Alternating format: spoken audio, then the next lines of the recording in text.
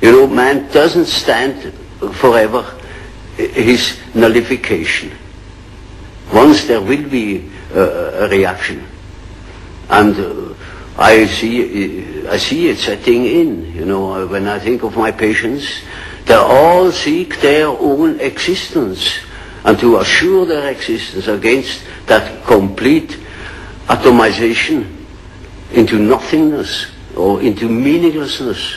Man cannot stand a meaningless life. We need more understanding of human nature, because the only real danger that exists is man himself. He is the great danger, and we are pitifully unaware of it. We know nothing of man, far too little. His psyche should be studied, because we are the origin of all coming evil.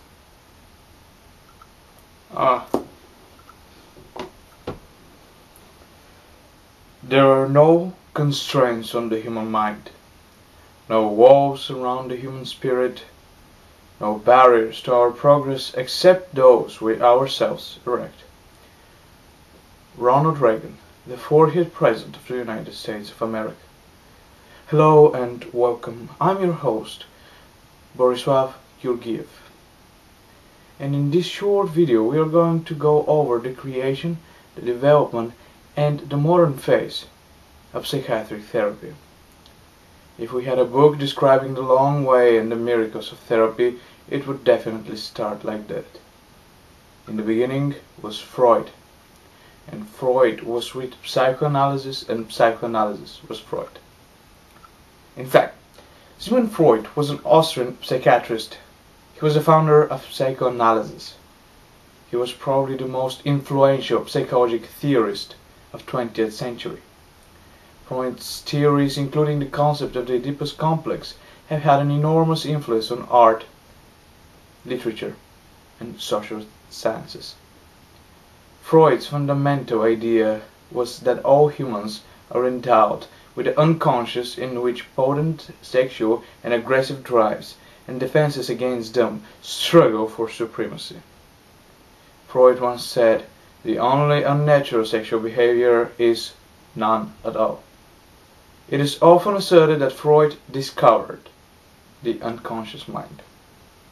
Now, the following is a radio interview taken by BBC in the year of 1939, a little bit before Freud's death. It's the only sound record of Dr. Sigmund Freud. My professional activity trying to bring relief to my neurotic patients, I discovered some important new facts about the unconscious. People did not believe in my facts and thought my theories unsavory. In the end, I succeeded, but the struggle is not yet over. Sigmund Freud. Freud said that the goal of therapy was to make the unconscious conscious. He certainly made that the goal of his work as a theorist, and yet he makes the unconscious sound very unpleasant. To say at least, it is a cauldron of seething desires, a bottomless pit of perverse and incestuous carvings, a burial ground for frightening experiences which nevertheless come back to haunt us. Frankly, it doesn't sound like anything I like to make conscious.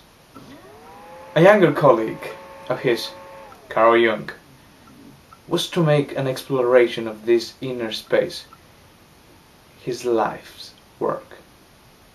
He went equipped with a background in Freudian theory, of course, and with an apparently inexhaustible knowledge in mythology, religion, and philosophy. Jung was especially knowledgeable in the symbolism of complex mystical traditions such as Gnosticism, alchemy, Kabbalah, and similar traditions in Hinduism and Buddhism. If anyone could make sense of the unconscious, and it is habit of revealing itself only in symbolic form, it would be Carl Jung. I remember you said that death is psychologically just as important as birth, and like it, it's an integral part of life, but surely it can't be like birth if it's an end, can it? Yes, if it's an end. And there we are not quite certain about this end. Because, you know, there are these peculiar faculties of the psyche, that it isn't entirely confined to space and time. You can have dreams or visions of the future. You can see round corners and such things. Only ignorance deny these facts. It's quite evident that they do exist and have existed always. Now these facts show that the psyche, in part at least, is not dependent upon these confinements. And then what? When the psyche is not under that obligation to live in time and space alone, and obviously it doesn't, then to that extent the psyche is not submitted to those laws. And that means a practical continuation of life, of a sort of psychical existence beyond time and space. Do you yourself believe that death is probably the end, or do you believe that? Well, I can't say. You see, the word belief is a difficult thing for me. I don't believe. I must have a reason for a certain hypothesis. Either I know a thing, and when I know it, I don't need to believe it. If I don't allow myself, for instance, to believe a thing just for the sake of believing it. I can't believe it. But when there are sufficient reasons for a certain hypothesis, I shall accept these reasons, naturally, and should say, we have to reckon with the possibility of so-and-so, you know. Well, now, you told us that we should regard death as being a goal, yes, and that to shrink away from it is to evade life and yes, life purposes. Yes. What advice would you give to people in their later life to enable them to do this, when most of them must in fact believe that death is the end of everything? Well, you see, I have treated many old people, and it's quite interesting to watch what the unconscious is doing with the fact that it is apparently threatened with a complete end. It disregards it. Life behaves as if it were going on. And so I think it is better for old people to live on, to look forward to the next day, as if he had to spend centuries.